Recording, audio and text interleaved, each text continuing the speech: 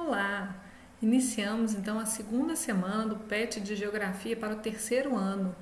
Ainda continuamos discutindo as questões de conflito, território, povo, todas essas questões aí relativas às fragmentações da globalização, aos conflitos provocados por esse contato, por essa integração que os povos, as sociedades vivenciam de forma cada vez mais intensificada nos últimos anos. Então a gente tem aí a primeira atividade, ela pergunta: cada território possui um povo, porém nem todo povo possui um território. Na sua opinião, quais seriam os motivos que geram os principais conflitos entre os povos? Justifique. Embora seja uma questão aí de cunho pessoal, pedindo a sua opinião, a gente tem aí alguns motivos clássicos para a ocorrência da grande parte dos conflitos que ocorrem na sociedade desde os tempos remotos até os dias atuais, Geralmente, os conflitos eles se dão pela disputa de recursos naturais, seja o petróleo, que a gente vê aí como um importante recurso natural na atualidade, que gera muitos conflitos. A gente já teve na pré-história conflitos pelo fogo, pela água, também é um conflito muito atual, as questões relativas a água, regiões com escassez de água, disputa por nascentes, por territórios banhados por mais cursos d'água e assim por diante, Movimentos separatistas, um desejo de se separar de um país, esse também é um importante motivo. Questões estruturais, relativas a crises econômicas, crises políticas, e aí isso pode ou levar a conflitos internos dentro de um país, ou conflitos internacionais, ou via originar um movimento separatista, Então, estados frágeis, como vários estados africanos, com um índice de desenvolvimento humano muito baixo, problemas políticos, étnicos, que se arrastam ao longo de centenas de anos, todos esses são motivos que originam principalmente os conflitos no mundo atual. Atividade número 2. A Guerra das Pedras foi uma manifestação palestina denominada de Intifada contra a dominação e o reconhecimento do território israelense. Explique o conflito entre judeus e palestinos, correlacionando termos como diáspora, sionismo, OLP, Organização pela Libertação da Palestina, e Intifada ao contexto.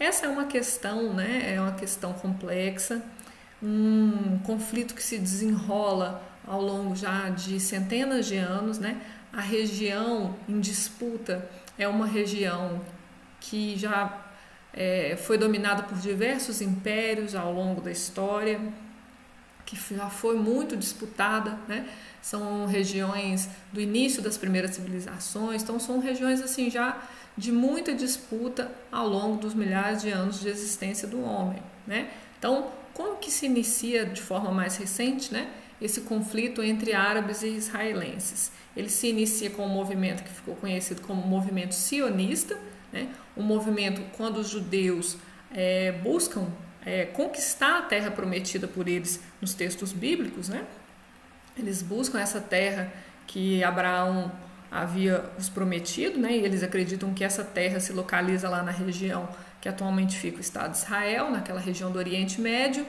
Então, eles buscam, principalmente após o Holocausto e toda a perseguição ao povo judeu que aconteceu na Segunda Guerra Mundial, eles buscam então uma terra para ser deles, para eles terem a segurança de não serem perseguidos, de ter um território deles, É um povo buscando o seu território, Lembra da afirmação lá na atividade anterior, Nem todo povo tem um território, nem toda nação, na verdade, tem um território. Então, nesse caso, esse avanço do movimento nacionalista sionista em busca de uma terra para chamar de território do povo judeu é que inicia o conflito. E aí, ao final da Segunda Guerra Mundial, aquele território que era domínio dos britânicos, ele vai sendo dividido, a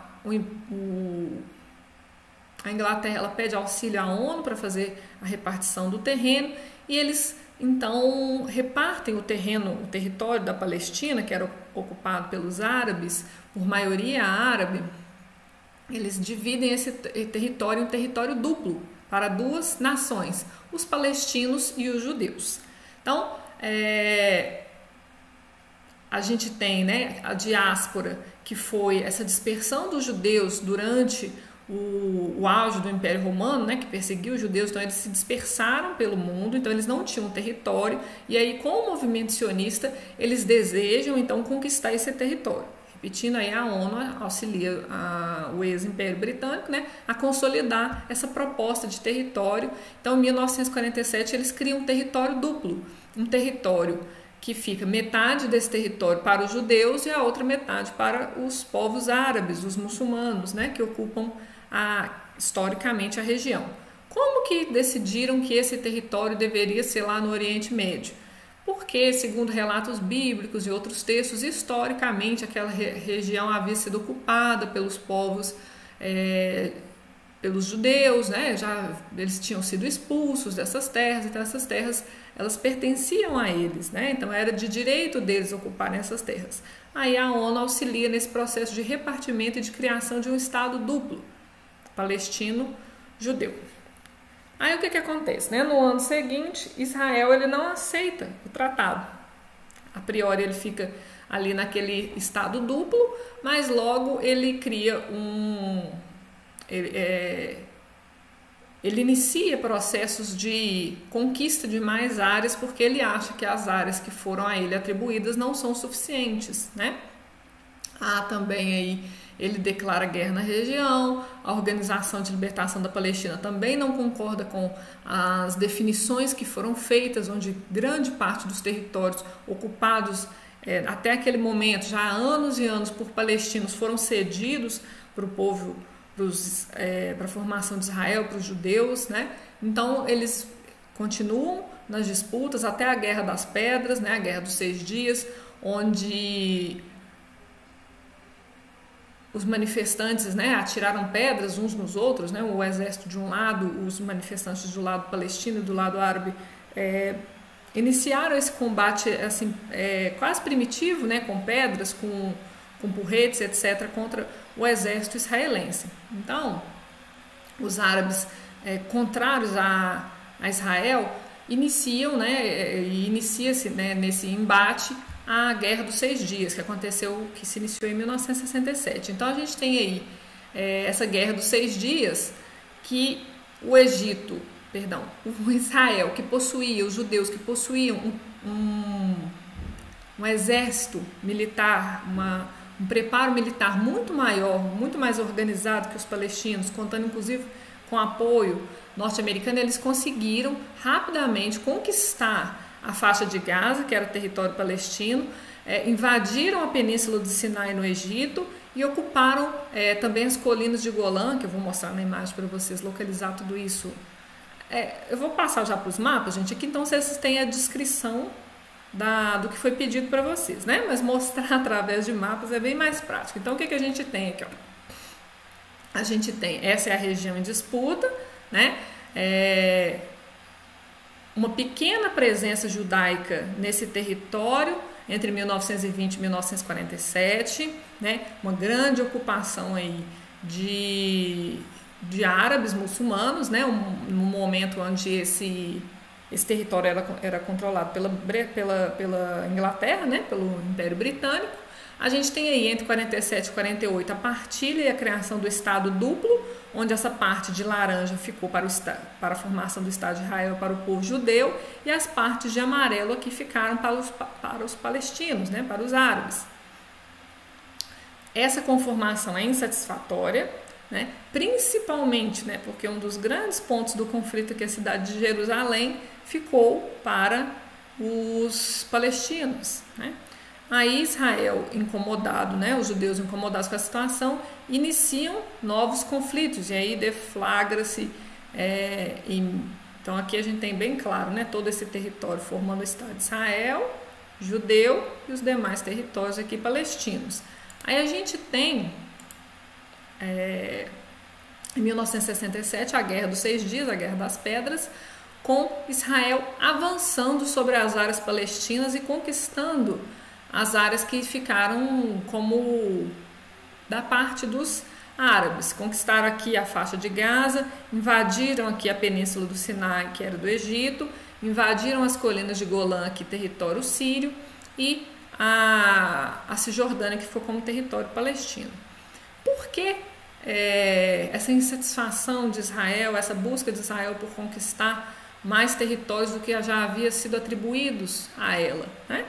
Lembrando, as principais motivações dos conflitos são questões territoriais, né? As colinas de Golã, que são uma região extremamente fértil, importante para o desenvolvimento, que os judeus julgam também serem de merecimento deles, né? pelos textos bíblicos e etc., invadindo a Cisjordânia para o controle da cidade de Jerusalém, uma cidade extremamente importante do ponto de vista cultural, berço do início das 3 principais religiões monoteístas do mundo, né? O judaísmo, o islamismo e o cristianismo, né? Então a gente tem aí essa grande importância de Jerusalém do ponto de vista cultural, motivando também os conflitos, a faixa de Gaza, a península do Sinai, então essa ampliação de um território judeu. Rapidamente, então, Israel conquista esses territórios e aí a comunidade internacional, em sua maioria, não apoia essa ação, mas também não consegue fazer nada para impedir que Israel continue ocupando essas regiões. Aí a gente tem aí o avanço desse conflito ao longo do final do século XX. A partir de 88, Israel devolve a península de Sinai, né, em 82 para o Egito, posteriormente liberta a faixa de Gaza e parte do território da Palestina, da Cisjordânia, embora não desocupe Jerusalém, né? Então, algumas partes continuam ocupando as colinas de Golã na Síria também. Então, isso se permaneceu até o final do século passado. E mesmo que devolvendo a Cisjordânia para os palestinos, foram começando a surgir vários assentamentos civis de judeus no território palestino. Então é como se eles não ocupassem militarmente em definitivo, mas eles estão aos pouquinhos, cada dia mais aumentando o número de assentamentos no território da Cisjordânia e da Palestina, de forma que esse conflito que nunca cessou, a gente vê mais dificuldade ainda no cessamento do mesmo, porque até a argumentação dos israelenses pode ser fortalecida por esse povo que está aqui vivendo nesse território. Se eu falo que a Cisjordânia está sendo mais ocupada por judeus do que por árabes, então justifica que esse território seja um território judeu e passe a pertencer a Israel, né? São as argumentações que são feitas. Então a gente tem aqui, né, na situação atual, então esse grande número de assentamentos, além do controle militar dessas regiões aqui da Cisjordânia sendo feitas pelo exército israelense. A faixa de Gaza, ela está aqui isolada com muitos problemas, existe um muro na faixa de Gaza, né? Israel é como se ele tivesse isolado os árabes aqui com pouco acesso à água, a terras férteis, então eles ficam aqui nesse pedacinho, eu esqueci quantos quilômetros de comprimento, mas é uma região de fato estreita, com dificuldade e escassez de água, né? Eles têm que fazer dessalinização da água aqui para conseguir ter acesso à água, mas um processo muito caro para uma área que tem dificuldades econômicas. O muro aqui que impede o acesso a outras regiões aqui do próprio Oriente Médio, que essa população poderia estar migrando ou outras situações, né? Procurando melhorias.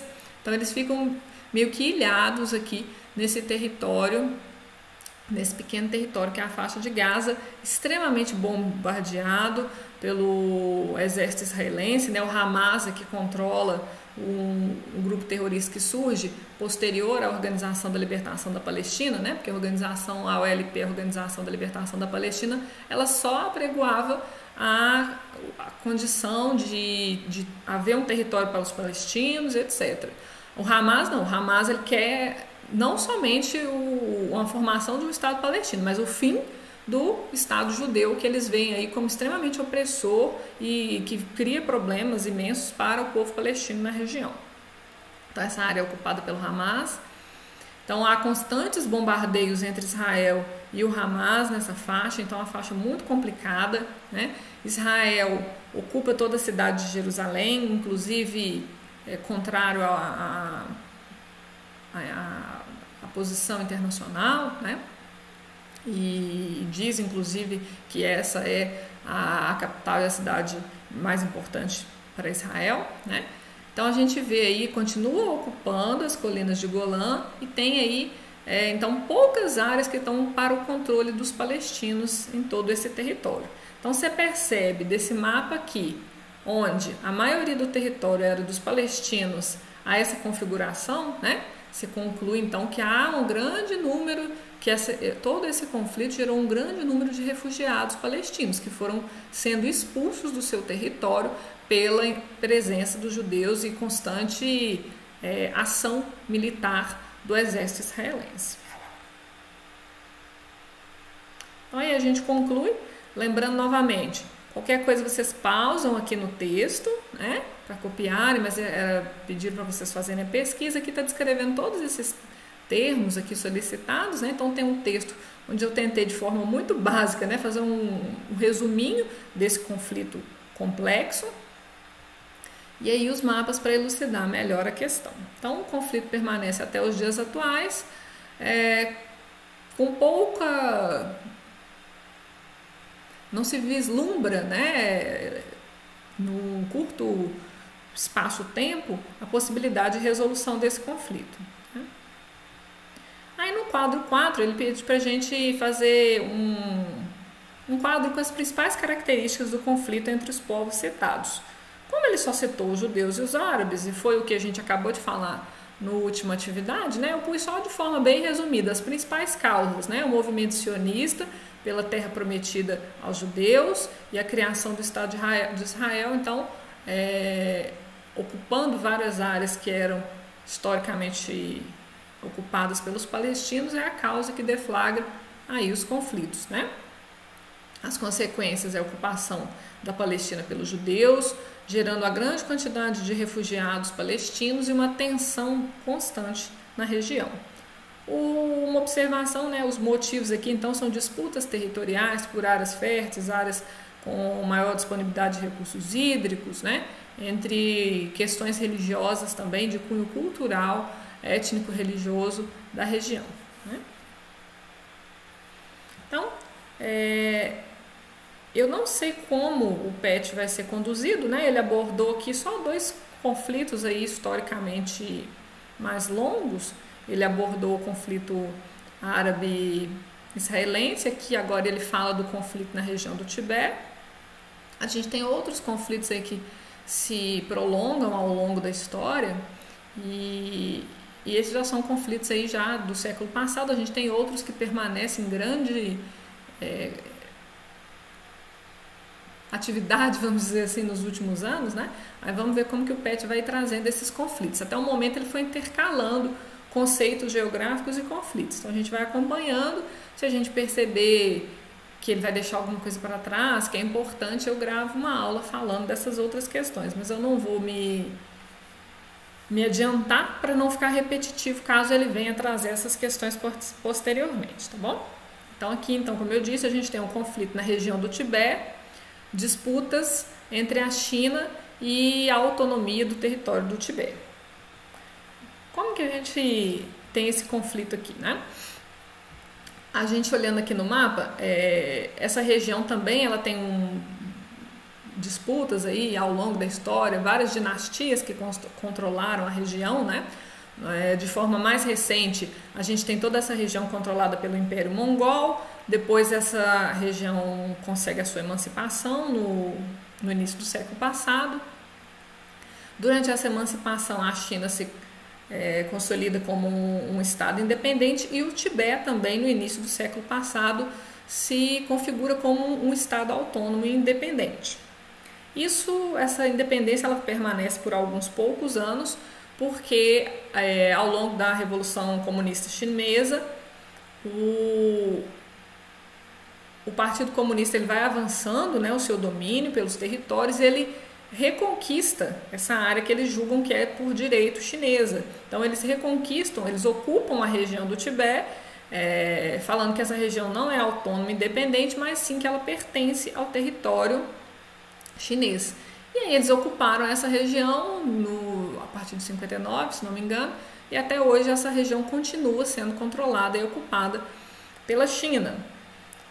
A comunidade internacional nem diz que gosta nem que desgosta, né? Em virtude do poder econômico chinês, ela não opina muito sobre a questão. O que a gente tem é que eles controlaram, o líder religioso e político, que é o Dalai Lama, ele fugiu, né? Ele vive atualmente, ele vive na Índia, e aí ele tenta lutar pela autonomia e pela libertação do Tibete de fora do território chinês, para não ser preso, né? Impedido de se manifestar. Mas a região continua aí, então, no controle da China. Essa região é uma região também com recursos naturais extremamente importantes, recursos minerais. Se vocês abrirem a imagem de satélite, vocês vão ver uma imensa quantidade de lagos que existe nessa região. Ela é nascente de importantes rios chineses, né? Então, do ponto de vista de recursos naturais, assim, com certeza a China jamais vai abrir mão desse território, porque é um território muito rico e muito importante. Do ponto de vista cultural, havia uma grande diferença, né, entre as populações dessa região, no momento inicial, né, da conquista, da ocupação pelos chineses, porém, atualmente, a China meio que foi ocupando, enviando cada vez mais chineses para a região, e a gente tem que atualmente a ocupação chinesa é grande na região, o que vai ainda mais consolidar e perpetuar a ocupação e o domínio chinês sobre esse território. Aqui também a gente tem a descrição de tudo que eu falei, né? Vocês podem pausar e copiar se tiver ficado alguma dúvida ou fazer alguma pesquisa adicional, mas é a descrição de tudo que eu falei lá com a imagem. Aqui a atividade 5, última atividade dessa semana, a gente